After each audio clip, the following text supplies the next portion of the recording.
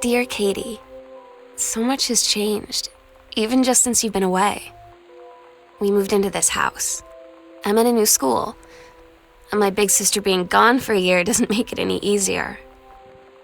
It doesn't feel real, but I'm not gonna let it faze me. I used to tell you everything, and if I can't do it in person, because you're off gallivanting around who knows where, I'll tell it to this journal, just like I was talking to you.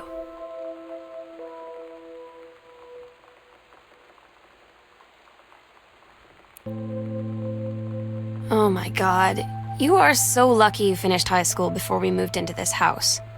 So, it's the first day of school, and there I am, introducing myself to the class, and I say that I just moved into the house on Arbor Hill. All of a sudden, every kid in the room turns and just stares like I suddenly transformed into a mutant. I just stood there, wishing pretty hard for a rewind button. Because now maybe nobody knows my name, but they all know who I am.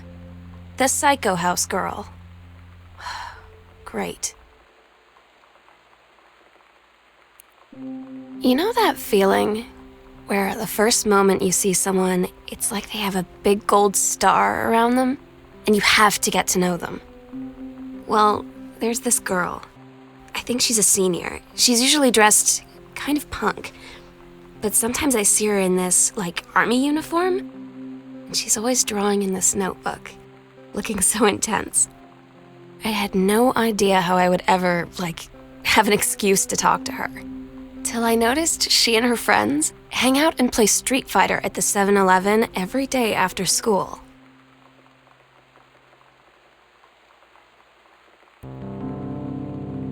When you live in one place your whole life, your next door neighbor is kind of like your default friend. And Daniel only got weirder over the years. So moving away has been a good excuse to, not see him anymore. But he did always have the good Nintendo games. Maybe I'll give him a call.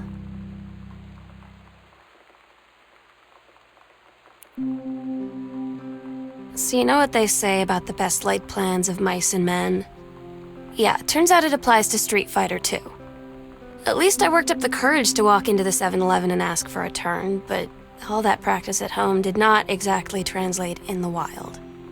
So after I was finished getting my butt kicked, I followed them outside while they smoked.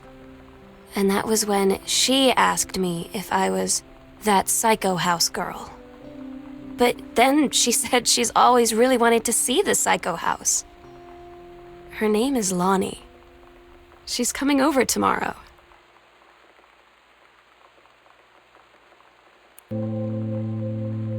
It's weird hanging out with girls. Daniel was around ever since I was little, and other girls? I don't know. But being around Lonnie is instantly just right. I gave her the grand Psycho House tour and took my revenge on Super Nintendo. And it was I don't know. I finally found someone I feel normal around. I drove her home and she gave me this tape and said, "You have got to listen to this." I haven't stopped playing it since. Lonnie brought her hair dye over today. She said, "I need to fix these roots. Think you could help?" Dyeing hair is weirdly intimate. I don't know if I've touched someone else's scalp before. That's pretty intimate, right? It felt intimate. We looked in the mirror together after, and I expected her to say something about how it looked crappy or good or whatever. But that's when she said, "You're so beautiful." And she was looking at me. Right in that moment, I wanted to say something, but I waited, and the moment was gone.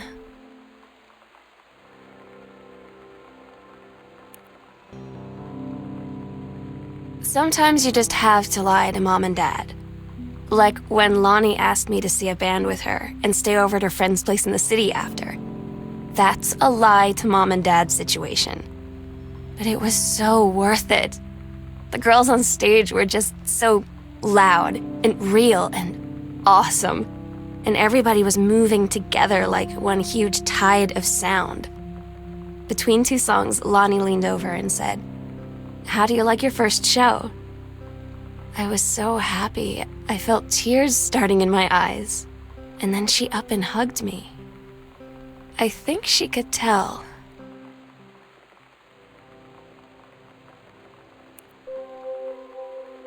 At Todd's brother's place after the show, there was only a futon to sleep on, so Lonnie and I shared it. The lights went out. I was turned toward her. My eyes started to adjust, and then I could see she was looking at me, too. In the dark, she smiled. My heart was beating so fast. I rolled over. I felt so, I don't know, nervous.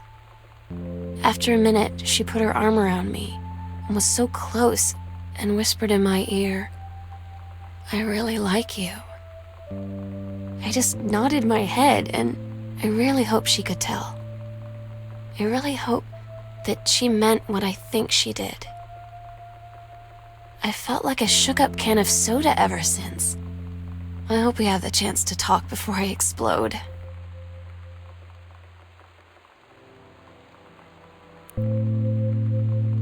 Lonnie came over today, but everything was different.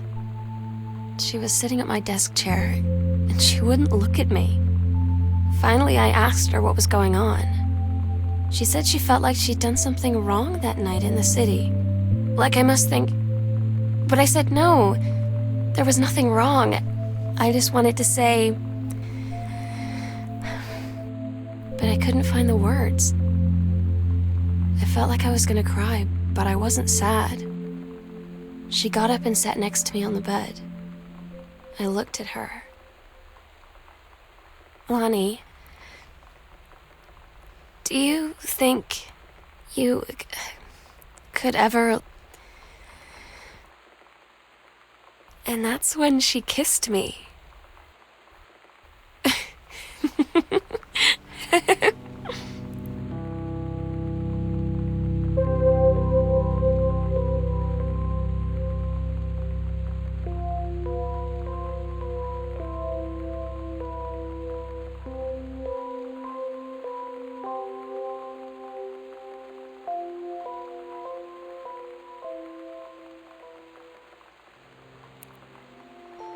It's different now. I mean, we still hang out all the time like before. But now when no one else is around, well, you know, so you could say we're dating. But it's secret. Secret dating? I don't know. I mean, I guess that's the real difference. Now when we get off the phone or go home for the night, or it's just quiet and we're alone, we say I love you.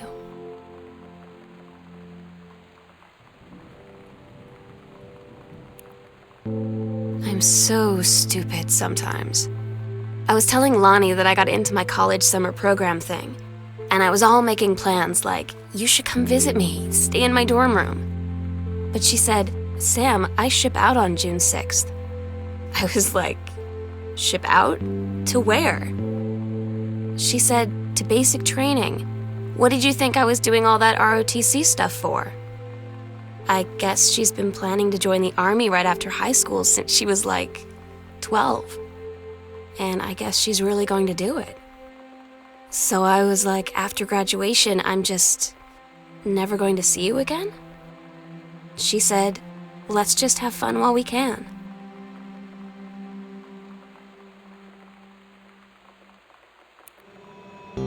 Todd's band lost their singer. Todd said he sucked.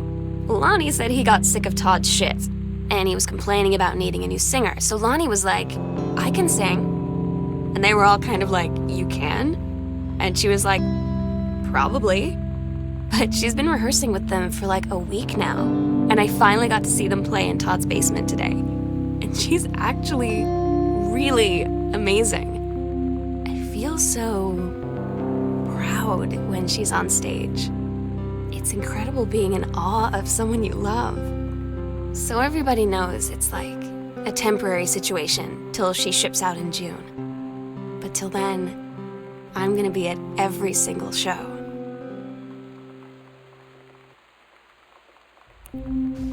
They tell you to stick with the group on field trips, Katie.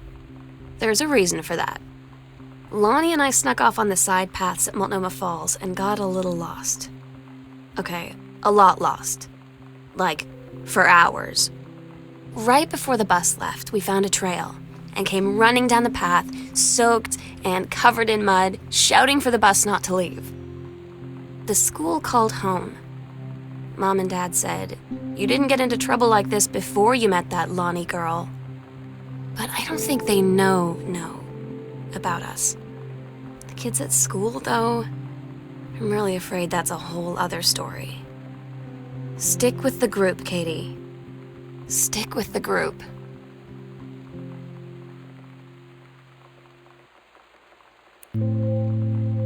Katie, you know how Mom and Dad are. Not exactly super open-minded about things. It feels like every minute I don't spend with Lonnie, I spend worrying about them finding out about us. And what would happen if they did? You know Dad's joke about the nunnery that he'd tell whenever he brought boys around the old house? I wonder where he'd want to send me.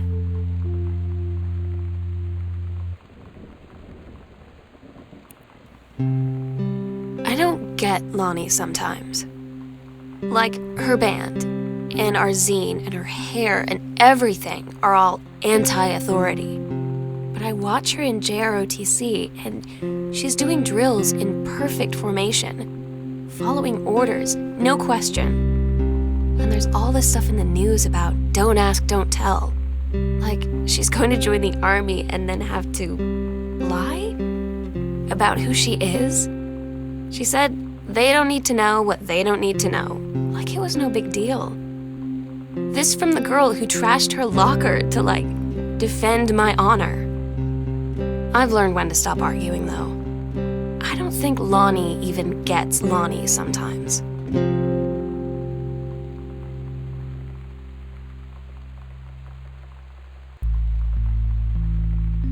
I had an interesting talk with Mom and Dad tonight. One you were never gonna need to have. I mean, you've known, right? I've known. I've known since, like, She-Ra. Mom and Dad didn't, I guess. But they saw the zine and the stuff on the locker, and they were like, is there something we should know about you and Lonnie? And so here's the thing. I was prepared for them to be mad, or disappointed, or start crying, or something. But they were just in denial. You're too young to know what you want. You and Lonnie are just good friends. You just haven't met the right boy.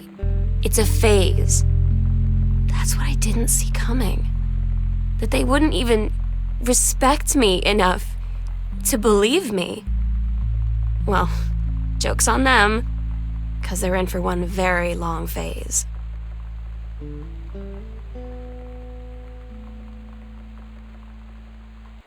Daniel finally came over to get his game. I'd been dreading it.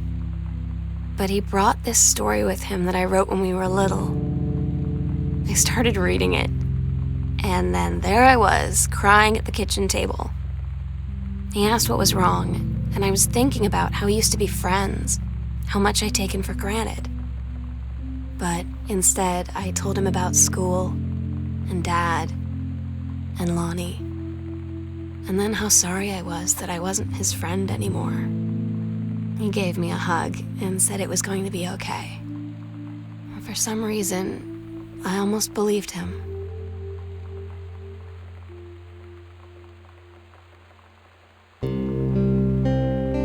I asked Lonnie what she had to do to get ready to ship out for basic training. She said, not a lot, really. You're not allowed to bring anything with you. You have no possessions, no contact with the outside world while you're in basic. You just train hard every day, and then you deploy from there. So, they'll just send her away. To who knows where. The other side of the country? The other side of the world? My mind, like, can't process it. That she's really going to be gone. Just gone.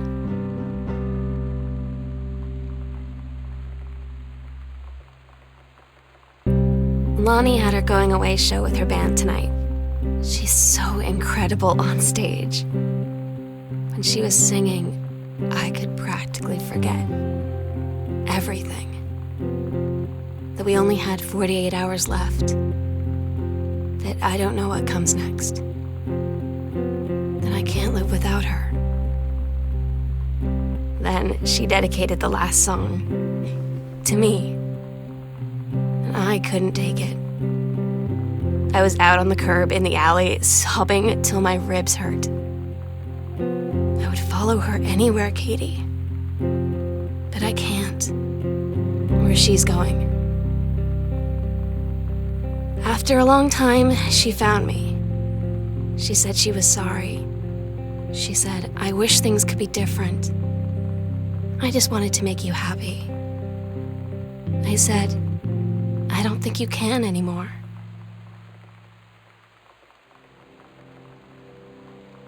We agreed our last night together would be our happiest ever, and we'd forget tomorrow was going to come at all. It worked for a while. We had a good time seeing Oscar off, then ran up to the attic to look through our photos, to find one for Lonnie to take with her.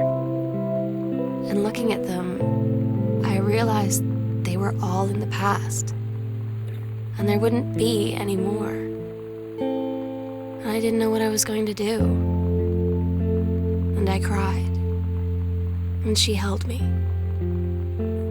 She said she knew it was hard, but life would move on. I said I didn't want my life to keep moving without her. That's when she cried too. I was so exhausted. I must have fallen asleep like that, in her arms. In the morning, I woke up, and I was finally alone.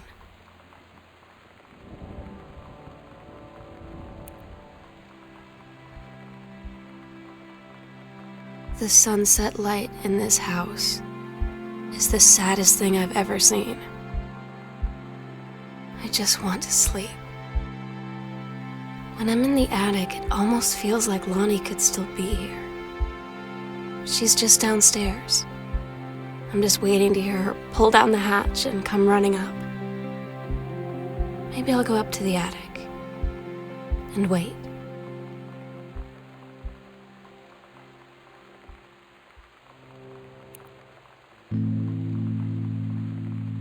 Oh my God. Katie, I fell asleep in the attic, in Lonnie and my old spot, and I missed the first 2 calls. I just barely caught the third one before the machine got it. And it was Lonnie, on a payphone. She'd been on the bus to Basic, and she said she couldn't think of anything but me and us, and that she couldn't go through with it, with the army and being apart and all of it. And so she got off the bus in Salem. She said, Sam, I want you to pack up everything you can and get in your car and come find me. And let's just drive until we find somewhere for us. And she asked me if I could do that. And I said yes. Yes.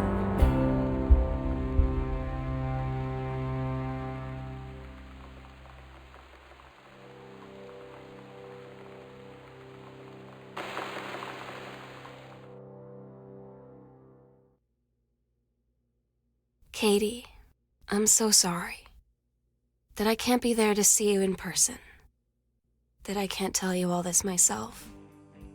But I hope as you read this journal and you think back, that you'll understand why I had to do what I did, and that you won't be sad, and you won't hate me, and you'll just know that I am where I need to be.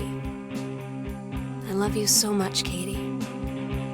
I'll see you again someday. Love,